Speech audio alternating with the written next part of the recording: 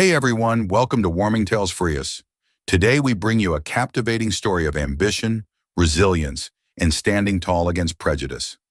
What happens when a successful entrepreneur faces a shocking challenge to prove what she's rightfully earned? Stick around to find out, and trust me, this one will leave you inspired. If you're enjoying this journey, be sure to give us a like, hit subscribe, and drop a comment below to share your thoughts. Let's dive in. The sea of stars glimmered across the sky, like a tapestry woven of diamonds and black velvet. On the outskirts of a small private airfield in coastal Florida, a glistening Gulfstream G700 jet stood as silent testimony to a new era of success, an era where the old rules of class, wealth, and color often collided with modern realities. For some, the presence of a regal black woman stepping out of a limousine with her husband at her side heralded new possibilities. For others, the old prejudices were far too deeply ingrained to just vanish. Tonight, an encounter would unfold that combined drama, mystery, and an uncomfortable tension. It would prove that no matter how much progress is made, the ghosts of racial bias still cast their long shadows. It was an evening fated to expose one man's intolerance, a white pilot's question of ownership, and illuminate the unwavering self-worth of a proud, accomplished black couple whose love and perseverance would challenge everything in his worldview. But before the quiet of night was chased away by the rising sun, a single phone call would set the stage for seismic change in ways that no one at the airfield could have anticipated. A hush had settled over the private airfield. The hum of halogen lights cast a low glow on the perimeter fence, illuminating the tarmac in soft fluorescent arcs. High above, the moon glowed, half hidden behind shifting clouds. Small private planes, each an emblem of personal success, remained still as though in slumber. But in one distant corner, a Gulfstream G700, sleek, shining, and impossibly large, stood out among the smaller crafts. At a short distance away, a black stretch limousine purred into the wide parking bay. The chauffeur, dressed in a crisp black suit and polished shoes, stepped out to open the rear door. As the door swung wide, Natasha Jefferson emerged with the regal elegance of a queen. At 32, she had the confident poise of someone who'd battled more storms than one could possibly guess, and won them all. Her dark curls were impeccably styled, framing her high cheekbones. She wore a tailored navy blue pantsuit, the fabric shimmering faintly with every step she took. Behind her stepped out Anthony Jefferson, her husband, whose tall frame commanded attention. His distinct presence, accentuated by a well-fitted charcoal suit and a subdued burgundy tie, was that of a man who had built his success carefully, brick by brick. His shoulders bore the calm confidence of a dedicated partner and an entrepreneur in his own right. People sometimes asked how it was possible for two individuals to be so in tune with each other's ambitions, successes, and passions. Truthfully, it was forged from the fires of adversity, tests of patience, and unwavering love. A subtle tension crackled in the night air, though neither of them could pinpoint exactly why. Natasha hesitated for the briefest moment as she surveyed her gleaming plane. She owned that jet, paid for it with the proceeds of her own global brand of beauty, fashion, and philanthropic empire. Tonight's flight was supposed to be routine, a flight to New York for an essential board meeting the next morning. But the gentle flutter of intuition told her something felt off tonight. Shrugging the thought away, she pressed on. Standing by the plane steps was the pilot, Captain Royce Anders, a man in his early 40s with neatly parted blonde hair and a face that had been chiseled by the wind, sun, and years of commanding airplanes. He wore the standard navy blue pilot uniform with gold epaulets on the shoulders. But as he watched Natasha and Anthony approach, his icy blue eyes narrowed with an unmistakable skepticism. Natasha flashed a kind and courteous smile. "Good evening, Captain Anders," she greeted. "I hope you're doing well. Ready for departure?" He forced a tight-lipped smile back, his eyes darting from her face to Anthony's, then to the limousine idling a few feet away. "Ma'am," he said in a somewhat stiff tone. "Sir." Anthony gave a polite nod. "We appreciate you taking us tonight. We want to get in the air as soon as possible." It was at that moment something peculiar flickered in Captain Anders' gaze. He cleared his throat. Of course. But before we board, I'd like to see some documentation just to verify. His voice, while firm, carried a subtle undercurrent of hostility. Ownership papers, passenger manifest, those sorts of things. Natasha raised an eyebrow. It wasn't entirely unusual for a new pilot to check certain documents, but typically, that would come through the charter or the crew manager before the flight day. This pilot was handpicked for his skill set by the flight operations company that serviced Natasha's private aircraft. He should have already known exactly who his client was. She exchanged a puzzled look with Anthony. I'm quite sure the operations manager would have provided everything. If you need something else, you can ask my assistant. Anthony instinctively stepped forward. Is there any problem, Captain? The pilot shifted on his feet, exhaling as if he were dealing with a pair of recalcitrant teenagers. Well, my father taught me never to believe everything you read on paper. Sometimes you just gotta see real proof. I want to be absolutely certain everything is legitimate. Wouldn't want to get in trouble flying folks who don't rightfully own this bird. And there it was. The insinuation. The first shot fired. A note of prejudice, a subtle but barbed suggestion that these two accomplished, well-dressed black individuals might not actually own the plane they said they did. A hush descended as Natasha's eyes narrowed. Excuse me? She said quietly. Captain Anders shrugged, still feigning casualness, but there was tension in his posture. Like I said, just verifying. This is a mighty expensive piece of equipment, and it's my job to ensure everything's in order. Everything about his tone reeked of suspicion and condescension. The chauffeur, who had just finished unloading the baggage from the limousine's trunk, also noticed the subtle hostility and gave Anthony a look that said, "Do you want me to intervene?" Anthony shook his head slightly, as if to tell him, "Stand down. We've got this." Natasha inhaled deeply, reminding herself of every lesson she learned about grace under pressure. She'd faced this kind of discrimination countless times, people assuming she was just another model, or that she was someone's assistant, or some random passenger hitching a ride. But rarely had it come from someone in her direct employment. "I'm going to say this once," she said, her voice calm but tinged with steel. "I own this jet. My name is on the deed. If you doubt that, you can call the flight operations manager or my legal team. But I'm not about to rummage through my bag to prove my existence to you. If that's a problem, we can find another pilot." Captain Anders paused, clearly taken aback by her directness. He recovered quickly. "Ma'am, we can't just find another pilot in the middle of the night. I'm the one assigned to this flight.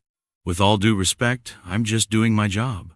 By now, the few people on the tarmac, another pilot who was finishing his checks, a ground crew employee refueling a nearby jet, were beginning to notice the tension. Natasha could feel eyes on her, but she wasn't about to let Captain Anders bully her. Yet, she also needed to get to New York on time for her meeting. Anthony carefully placed a reassuring hand on his wife's shoulder. "Captain Anders, you have the flight plan, correct? The operations manager confirmed it earlier today, right?" The pilot paused, shifting uncomfortably. "Yes, but..." "Then you already know we're the owners," Anthony continued. "If you have an issue with that, speak to the manager. Otherwise, we'll proceed. We have no time for nonsense." Captain Anders clenched his jaw. His eyes flickered with an unmistakable bias, as though he couldn't reconcile the evidence of his wealthy black clients with his preconceived notions. "Fine," he muttered. "Let's get on with it." Anthony turned to the chauffeur and nodded. The man began transferring the last of the luggage onto the rolling cart. Meanwhile, Natasha brushed down the lapels of her jacket and fixed the pilot with a look of quiet resolve. "I'll be expecting an apology," she said, her voice measured, "before the night is over." He offered nothing but a stony silence. The tension was thick as they boarded the plane. The luxurious interior cream leather seats, plush carpeting, ambient lighting usually provided a soothing environment. Tonight, it only highlighted the stark contrast between beauty and the ugliness of the pilot's prejudice. Natasha took her seat and exhaled, trying to quell the anger bubbling within her. Anthony sat across from her, reaching out to gently squeeze her hand. "You okay?" he asked softly. She nodded, forcing a small smile. Yes. "Just tired of the same old story." His jaw tightened. "I am too." Captain Anders poked his head into the cabin. "We'll be taking off in about 10 minutes, he said. "Weather's clear. Flight time to Teterboro is about 2 hours and 15 minutes. He could barely meet Natasha's gaze. "Please remain seated until after takeoff." Natasha gave him an acknowledging nod, but did not speak. Anthony leaned back in his seat, crossing one leg over the other, and quietly scrolled through his phone. The sense of dread had begun to creep up again in Natasha's stomach. This was supposed to be a straightforward flight, but the pilot's attitude felt like a harbinger of more trouble to come. As the Gulfstream's engines roared to life, the ground crew pulled away the wheel chocks, and Captain Anders began taxiing to the runway. Inside, Natasha and Anthony both donned their seatbelts. The pilot's voice crackled over the intercom. "Ladies and gentlemen, we're third in line for departure. Shouldn't be more than a few minutes." Natasha stared out of the window. The runway lights extended in a luminescent strip, shimmering under the moonlit sky. She'd been in this seat many times, usually feeling elation, pride, or excitement about the next venture. Yet, tonight, a stinging sense of having to prove herself again weighed her down. A swirl of thoughts filled her mind. Is he going to sabotage our flight? Is it safe to be in the air with a man who doesn't even believe we should be here? The questions came unbidden, nagging at her confidence. Meanwhile, Anthony's phone buzzed. He glanced at ITAN incoming text from his CFO, a last-minute contract negotiation.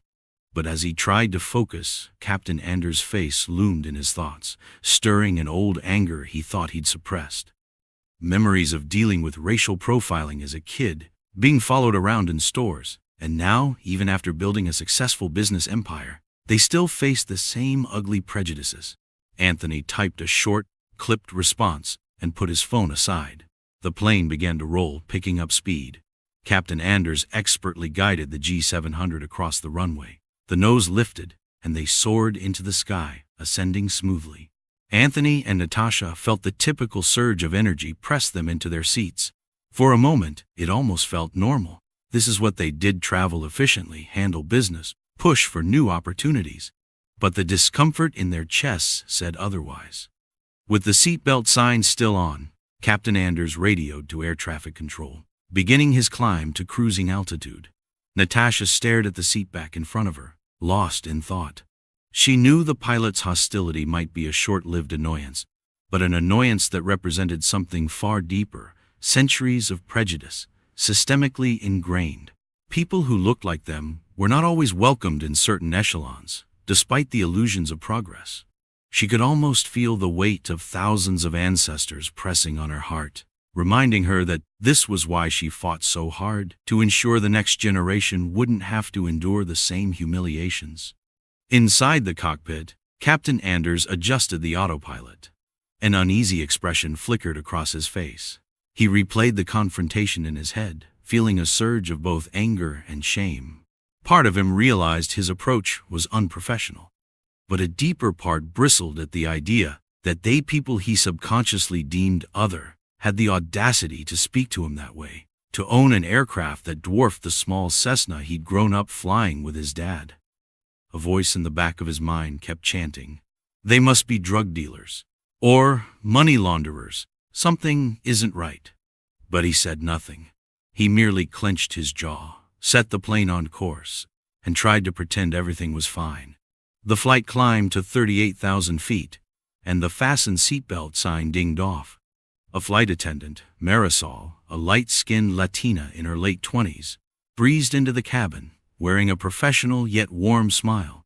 She was new to Natasha's crew, typically rotating with the flight operations staff. "Would you like anything to drink? Maybe some water or coffee?" Marisol asked politely, her voice tinted with concern. She had noticed the tension from the ground and sensed something was off. Natasha considered asking for a glass of wine, but thought better of it. She needed a clear head for the meeting in the morning. "Water is fine. Sparkling, if you have it." Anthony gave a slight nod. "I'll take the same, thanks." Marisol hurried away to prepare their drinks. Alone again, Natasha turned to her husband. When we land, I might have a word with the operations manager. This is beyond unprofessional. Anthony regarded her, eyes flickering with anger.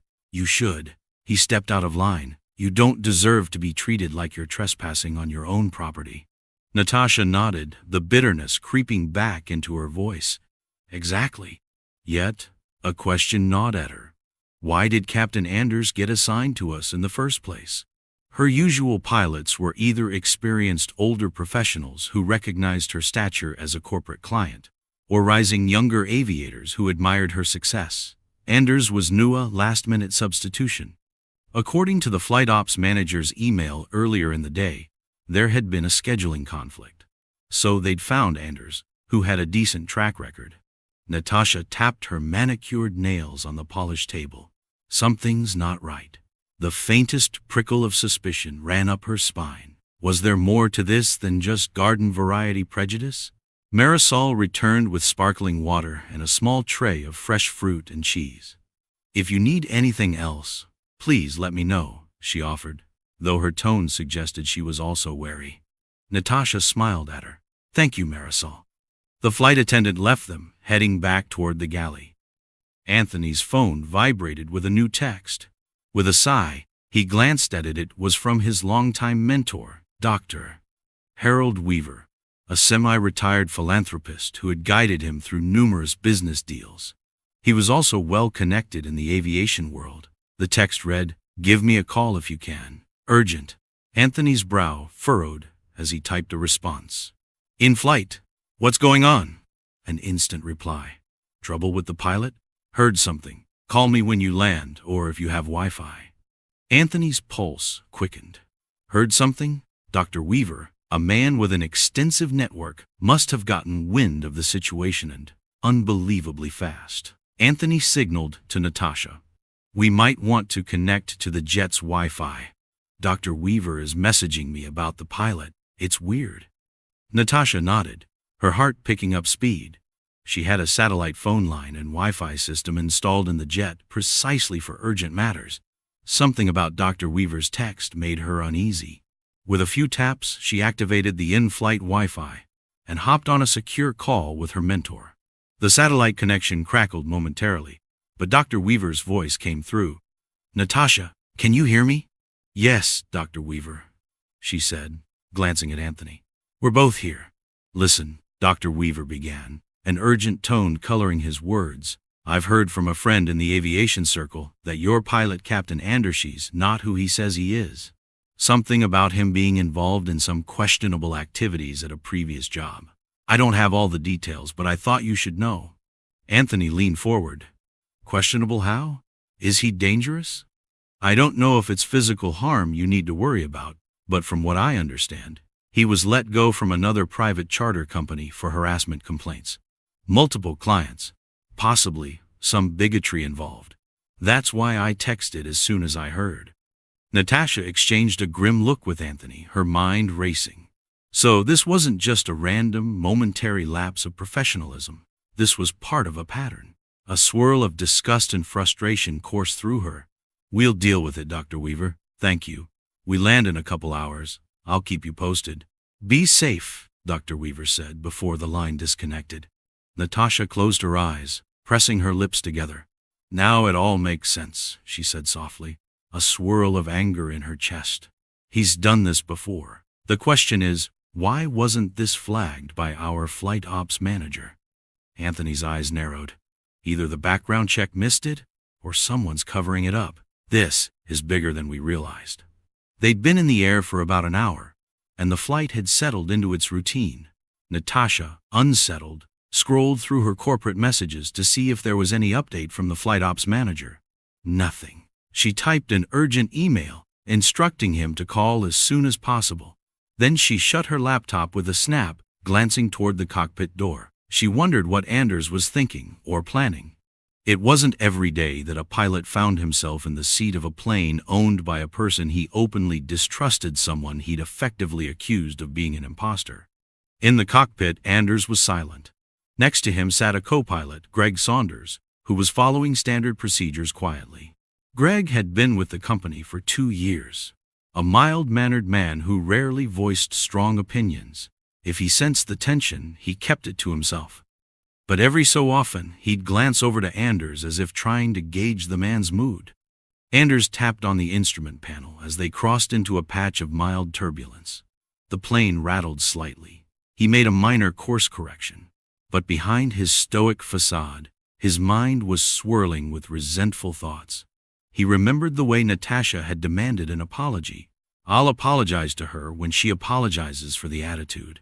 He refused to believe he was at fault. A sudden ping from the cockpit alerted both pilots to a change in weather patterns.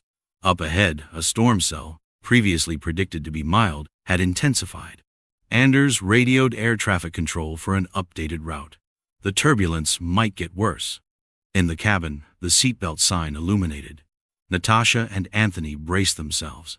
The flight attendant, Marisol, hurried back to ensure everything was secure. Then the plane began to shudder, caught in an updraft. Outside the windows, flashes of lightning illuminated the swirling clouds. Rain spattered the fuselage in chaotic bursts. Anthony locked eyes with Natasha. "Just a bit of turbulence," he said, mostly to reassure himself. Natasha nodded, though her heart pounded.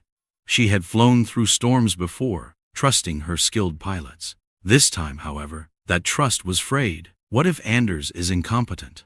Or acts out of some twisted vendetta? As the turbulence jostled them, she closed her eyes, taking slow, measured breaths. Stay calm, stay in control. The Gulfstream G700 rattled again, prompting Anders to take the plane to a higher altitude in search of smoother air. Tense minutes crawled by. Finally, the turbulence eased, the plane leveling off. A sense of relief flooded the cabin. Yet the tension wasn't gone, just temporarily overshadowed by the more immediate threat of the storm. Natasha rose from her seat, carefully stepping into the aisle. She walked toward the galley, where Marisol was tidying up. "Is the cockpit accessible now? I need to speak to Captain Anders," she said quietly. Marisol looked uncertain. "Ma'am, usually we wait until the pilot invites us in, or it's an emergency. But if it's urgent, I can let him know you'd like a word." Natasha crossed her arms. "Yes, please let him know. This is important." Marisol nodded and approached the cockpit door. After a moment, the door cracked open, revealing Anders with a look of mild annoyance. The co-pilot was fiddling with flight data, avoiding eye contact. "What is it?" Anders asked curtly. Marisol nodded toward Natasha. "Mrs. Jefferson would like a brief word. Is that okay?" Anders' eyes narrowed. His posture stiffened. He almost refused she could see it in his expression. But then he shrugged, stepping out of the cockpit into the narrow hallway. In the corridor, Anders folded his arms. "Yes, ma'am?" Natasha stood tall, her voice calm but unyielding. "We need to clear the air, Captain Anders." She paused, letting the moment stretch. "I'm aware of your past issues with certain clients. Let me be perfectly clear. This plane is under my name. My husband and I are the rightful owners. We hired you for your expertise, but your behavior has been unacceptable." Anders blinked, surprise flickering across his face. "My behavior? All I did was make sure you are who you say you are." "That's not your job," she replied, her tone sharpening. "All verification is handled by the flight ops manager. We pay that manager to ensure everything is in order. You are here to pilot this aircraft safely and professionally. If there's any doubt in your mind about who you're flying, you should have declined the assignment." He took a step forward, eyes flashing. "So you expect me to turn a blind eye? I've flown for decades, and I trust my gut. Something about you and your husband." Her fury boiled over. "Careful," she warned. "I'm giving you a chance to rectify this situation. We're letting you finish this flight without consequence. But if you're going to stand there and double down on your insinuations, then I'll have to take further action. I've heard you have a record of harassing clients. It stops here." Anders sniffed dismissively. "I see. You're threatening me." "No, Captain. I'm telling you how it is. This is your final warning. When we land, we part ways. Either that, or you can continue this hostility and face the ramifications." For a moment, they glared at each other in the cramped corridor. Lightning flashed beyond the windows. illuminating Anders' features. He gave a crooked, defiant smile. "Understood," he said, his voice dripping with contempt. "Now, if you'll excuse me, I have a plane to land." He turned sharply and re-entered the cockpit, leaving Natasha trembling with anger. She let out a shaky breath, trying to center herself. Then she made her way back to her seat. Anthony looked up, concern etched in his expression. "You okay?" She nodded slowly, sliding back into her seat. "He's being impossible. I warned him. Enough is enough." An hour remained until landing. The storm had dissipated behind them, and the flight was relatively smooth again. Still, the weight of Anders' hostility pressed on everyone. Anthony opened his laptop, scanning through business emails in an attempt to focus on something productive. For a few minutes, he actually succeeded until he realized that the pilot's actions might have far-reaching consequences. If Anders decided to file a false report or spin a narrative that they'd been difficult passengers, it could lead to defamation or conflicts with the flight operations manager. He typed a new email to his legal counsel, Charisse Vaughn, a sharp attorney who'd worked with them for years. Subject: Urgent potential pilot conflict. Charisse, we have a situation with a new pilot, Captain Royce Anders, hostile, potentially discriminatory. Please prepare to address any legal ramifications upon our landing at Teterboro. We'll talk details once we're on the ground. He clicked send, aware that Charisse was known to respond even in the dead of night. Marisol approached quietly, setting down fresh glasses of water. Her eyes kept darting toward the cockpit door. "Is everything okay?" she asked in a low voice. "The co-pilot told me Captain Anders seemed agitated." Natasha gave a tight smile. "We had words. But don't worry about us, Marisol. We'll be on the ground soon. Then we can sort it out properly." Marisol bit her lip. "I just want you both to be safe. I've never seen him act like this before. Granted, I've only flown with him once before, and he was strict, but not combative. I apologize if there's been any distress." Natasha shook her head.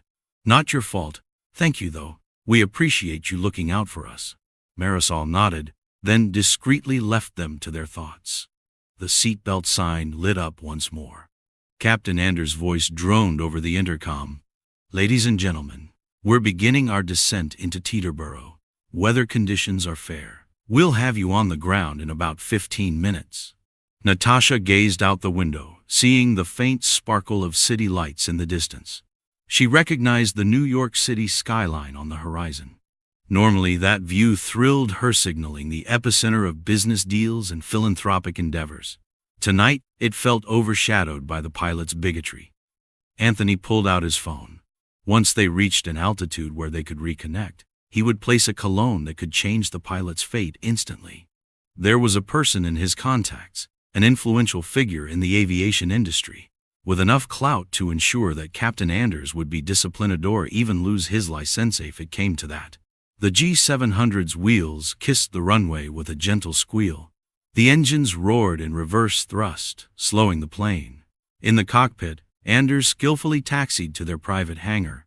From the outside, no one would suspect the storm of emotion swirling inside. As soon as the plane came to a stop and the engines wound down, Captain Anders announced curtly, "Welcome to Teterboro Airport." Then he added with a hint of sarcasm, "We hope you had a pleasant flight." Natasha scoffed quietly. "You must be joking." Anthony tapped his phone. A signal popped up. Immediately, he placed a call to James McPherson, the senior vice president of the flight operations company they used. McPherson was someone Anthony had known socially and professionally for several years, a man who detested prejudice of any kind. On the phone, Anthony summarized the entire fiasco. James listened quietly, his breathing becoming heavier with each new detail of Anders' conduct. "That's absolutely unacceptable," James said, his voice brimming with anger. "I can't believe we assigned him without a thorough vetting. I personally apologize. I'll be waiting for you at the hangar. In the meantime, please remain on the jet until we arrive. We'll handle him right away." Anthony ended the call, a determined look in his eyes. "James is furious," he told Natasha. "He's on his way." Natasha nodded. relief mingling with the remaining tension. Good, let's get this done. Marisol opened the cabin door, lowering the aircraft stairs. The cool night air of New Jersey wafted in, carrying with it the faint smell of jet fuel and damp asphalt. Natasha and Anthony unbuckled their seatbelts, standing up to collect their belongings. Captain Anders exited the cockpit, crossing the cabin with an air of forced courtesy. "We've arrived safely," he said flatly, stopping near them. Anthony turned, meeting his gaze. "Yes, thankfully, we'll be discussing your conduct with management now." The pilot's eyes narrowed defensively. "Is that so? Well, I'll have my own report to file. You were both unnecessarily hostile." Natasha let out a short, disbelieving laugh. "Keep telling yourself that, Captain. It won't change the outcome." Without waiting for his reply, they moved down the stairs. Ground personnel stood ready to assist.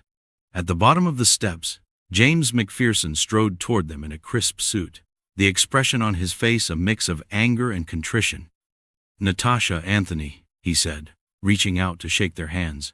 "I am deeply sorry. We will make this right immediately." He turned to glare at Anders, who was descending the stairs behind them. "Captain, a word, please." Anders looked less confident now that he was face to face with one of his superiors. "Yes, sir?" James drew him aside, speaking in a low, cold voice that dripped with reprimand. Natasha and Anthony walked a short distance away, but they could still catch fragments of the heated exchange. "You were out of line. Racial harassment too unacceptable. Investigate immediately," were phrases that drifted over the hum of the engines. Anders tried to protest, but James cut him off. While they waited, Anthony caught Natasha's eye. He reached for her hand, giving it a reassuring squeeze. "It's almost over," he murmured. Natasha gave a small nod. "I know," but a pang of sorrow mixed with her anger. Why must they keep fighting these battles? Why couldn't they simply exist without suspicion and confrontation? Moments later, James finished his scolding. He marched over to the couple with Anders trailing sullenly behind. "I've informed Captain Anders that he is relieved of his duties, effective immediately. He'll be escorted from the premises. There will be a formal inquiry with the Federal Aviation Administration regarding his misconduct." Anders' face went pale. "You can't do that," he began. James pivoted sharply. "Yes, I can, Captain. Your conduct not only violates our company policies, but also FAA regulations around passenger treatment and non-discrimination. You're done." Natasha felt a flurry of emotions swirl through her relief, vindication, and a flicker of sadness for a man who had let prejudice poison his livelihood. She stepped forward, facing Anders directly. "I hope this experience teaches you something, because if you continue down this path, you'll find the world won't tolerate it anymore." Anders stood speechless, his face reddening, and for a moment it looked like he might retaliate with angry words. But seeing James's intense glare, he simply turned and walked away, shoulders slumped in defeat. Anthony exhaled, a weight lifting from his chest. James stepped closer, his voice more gentle now. "I'm so sorry you both had to deal with that. This is not who we are as a company." "We appreciate that," Natasha replied softly. "But we expect better going forward. We want thorough background checks and an environment free of prejudice for us and any other clients." James nodded, sincerity shining in his eyes. "Absolutely. You have my word." Under the halogen floodlights of the private terminal, Natasha and Anthony loaded their luggage into a waiting car, courtesy of James's quick arrangement. The night's ordeal left them both drained, but there was a sense of closure, at least for now. Anthony's phone buzzed once more. It was Charisse, their lawyer, responding to his earlier email. "Just got the details. We can proceed with a complaint if you'd like. Or we can let the company handle it. Let me know your preference." He showed Natasha the message. She sighed, leaning her head back against the leather seat. "Let's see what the internal investigation does. If they handle it responsibly, we might not need to escalate." Anthony nodded. "Agreed." With that, the driver started the engine, pulling out onto the near-empty roads that led them to a boutique hotel in Manhattan. They still had business to attend to in the morning. This fiasco wouldn't derail them. They were stronger than any bigot's attempt to belittle them. In a plush penthouse suite overlooking the vast skyline of Manhattan, sunlight poured through floor-to-ceiling windows, washing the modern decor in a golden glow. Natasha sipped her morning tea, wearing a simple robe, her hair pulled back in a low bun. She could see the Empire State Building in the distance, piercing the morning sky. Anthony emerged from the bedroom, suit jacket slung over his arm. "Ready for the board meeting?" She gave him a subdued smile. "Yes, of course. I just can't shake the feeling that this is a reminder no matter how successful we get, some people will never accept it." He set the jacket down, moving beside her. "You're right, but that's why we keep doing what we do. We succeed anyway. We push forward. We tear down these walls a little at a time." Natasha nodded, her eyes drifting to the city below. "I know. It's just exhausting." He wrapped his arm around her shoulders. "We're in this together." In that moment, they shared a quiet understanding that the fight against prejudice was not a single battle, but a continuous campaign, fought in the boardroom, in the air, and everywhere in between. After a brisk ride through Manhattan traffic, Natasha and Anthony arrived at the sleek tower that housed her company's corporate office. They stepped out of the car, cameras clicking. Paparazzi sometimes followed her, given her brand's celebrity endorsements. She plastered on a calm smile, ignoring the shouted questions. Inside, the board meeting went smoothly. Natasha delivered her presentation on upcoming product lines, philanthropic initiatives, and expansions into emerging markets. Anthony contributed updates on partnership deals. As always, they were a powerhouse couple, commanding the room with professionalism and vision. Yet, behind every slide, behind every statistic, loomed the events of the night before. They'd learned from James that Captain Anders had indeed been terminated. Word was spreading among industry insiders, some praising the company's swift action, others bemoaning cancel culture. But for Natasha and Anthony, it was simple. There had to be accountability for harassment and bigotry. Outside the boardroom, their phones buzzed with messages of support from colleagues and friends who had heard the story. They chose to keep the details private, not wanting to sensationalize what was, at its core, a sad example of systemic prejudice. Nevertheless, the rumor mill churned. Captain Royce Anders sat in a cramped office, arms crossed, while James McPherson and a representative from Human Resources read him the final termination paperwork. Anders seethed, cheeks flaming as they outlined the reasons: violation of non-discrimination policies, unprofessional conduct, endangering a client relationship. He tried to protest. "They were rude to me. They tried to intimidate me." But no one listened. The HR representative politely asked him to surrender his company credentials. His protest turned to desperation as the reality sank in. Not only was he fired, but they'd be reporting the incident to the FAA for a formal review. That black mark could cost him future flying jobs. If found guilty, he might even lose his license. As he stormed out of the office, humiliation curled in his gut. He glanced over at the hangar where the G700 had been parked. Who would believe a woman like that could own such a plane, he thought bitterly. This isn't over. But in his heart, he knew it very well might be. Natasha walked through her personal hangar in Florida, greeting the staff who were finishing some maintenance on her Gulfstream.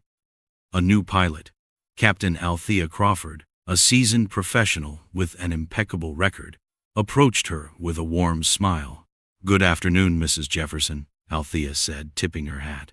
She was a confident black woman in her late 40s, her pilot's uniform pressed immaculately.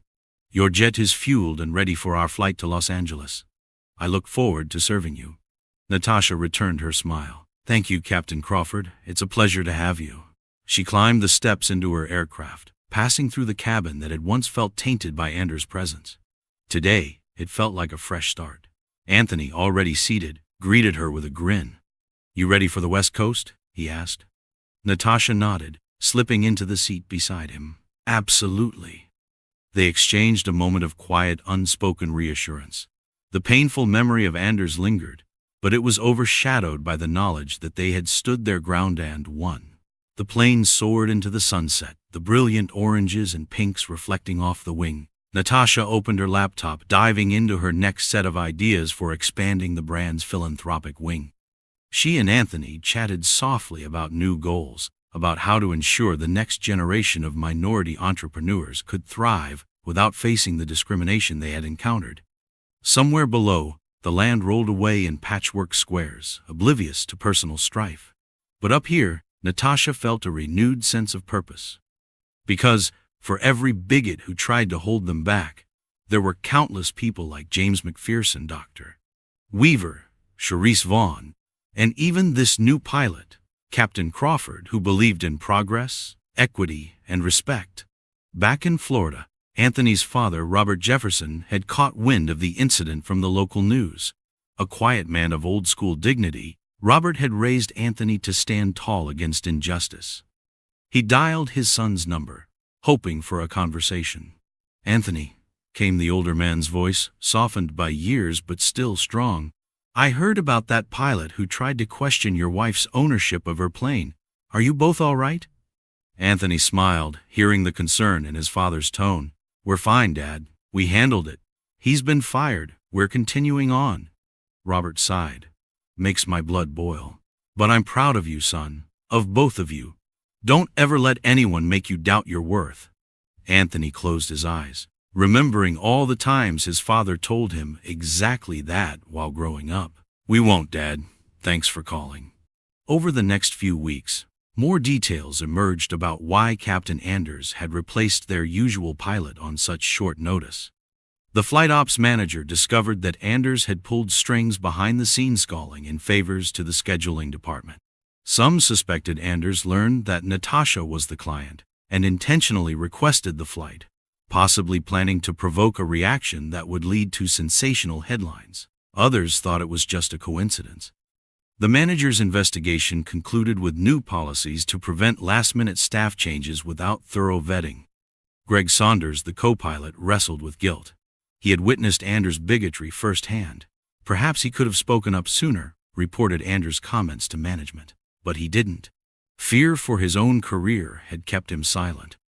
Eventually, Greg requested a transfer, wanting a fresh start in another department of the company. Part of him vowed never to stay silent again. Natasha's philanthropic foundation launched a new initiative, Elevate Aviation, a scholarship program for young people of color who dreamt of becoming pilots.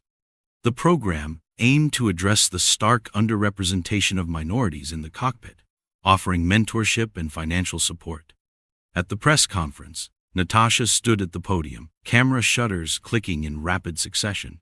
She wore a sleek navy blue dress, confidence radiating. Anthony stood behind her, a pillar of support. "Access to opportunities should not be dictated by one's background or the color of one's skin," she declared to the crowd. "I've seen firsthand how prejudice can rear its ugly head, even at 38,000 feet. Let's change that narrative. Let's create a future where any aspiring pilot, regardless of race, can soar to their highest potential." Thunderous applause filled the room. Reporters jotted down notes, and the live feed carried her words to thousands of viewers. This was how Natasha fought back, by shaping the future, ensuring that the next Captain Anders might never take flight if they couldn't rise above bigotry. Captain Royce Anders nursed his drink, staring blankly at the television mounted above the bar. A local news segment showed Natasha's press conference. He scowled as her face filled the screen, talking about the scholarship program. Some part of him felt a twinge of shame, but old resentments bubbled up, fueling his bitterness. He turned away, throwing back the last of his whiskey.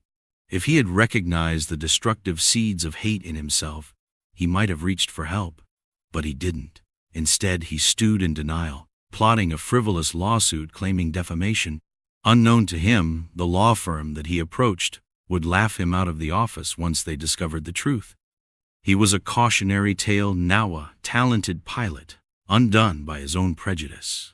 And as he stared into the amber depths of his empty glass, the irony was lost on him. He had demanded proof of ownership from a woman who owned far more than he ever would. Natasha and Anthony sat on the terrace of their Miami beachfront mansion, a soft sea breeze rippling through the palm trees. The sun was dipping below the horizon, painting the ocean in fiery oranges and pinks. Life had returned to its normal tempo: board meetings, philanthropic endeavors, product launches. But the pilot incident lingered in public memory, frequently cited as an example of subtle and not-so-subtle racism in high places. Sipping her iced tea, Natasha scrolled through her phone. She paused at an article praising her new scholarship program. "I still can't believe how far we've come," she mused, half to Anthony. "Remember those days when we were struggling just to keep our fledgling businesses afloat?" He smiled at the memory. "Of course. We'd stay up all night working on proposals in that tiny apartment, dreaming of days like this." She set her phone aside, leaning her head against his shoulder. "And yet, even now, we see how fragile progress can be." Anthony kissed the top of her head. "But it's progress. Step by step, day by day, we're changing things. That's what matters." They sat in silence for a moment, watching the twilight sky deepen. The hush of the ocean waves reminded them of life's vast possibilities and the power of perseverance. The story of Captain Royce Anders became a footnote in a wider narrative about resilience, equality, and the unstoppable force of two people who refused to be diminished. Natasha and Anthony Jefferson continued to soar, literally and metaphorically, using their platform to help others rise. Across the globe, young pilots of color found new hope in their scholarship program, training to one day command the skies with dignity and skill. Corporate America took note of the couple's unwavering stance against discrimination, leading to more comprehensive diversity training initiatives and transparent hiring practices in the aviation sector. As for Natasha and Anthony, they never forgot the night a white pilot demanded a black woman prove she owned her own jet. The sting of that insult lingered like a scar. But scars, after all, are not merely reminders of pain. They are also badges of survival. In time, that memory fused with their unshakable drive, fueling the next chapter of their shared destiny, a destiny written by the hearts and hands of those who dare to stand tall in a world that sometimes tries to keep them small. They had shown the world what it meant to meet prejudice head-on and emerge stronger. For them, the sky was not the limit, it was just the beginning. Did you enjoy this story of ambition, courage, and the power of one voice to spark change? Let us know in the comments. What part resonated with you the most, or which character's journey surprised you? We love hearing your thoughts. And if you want more stories like this full of twists, heart, and inspiration, make sure to hit that subscribe button and turn on notifications.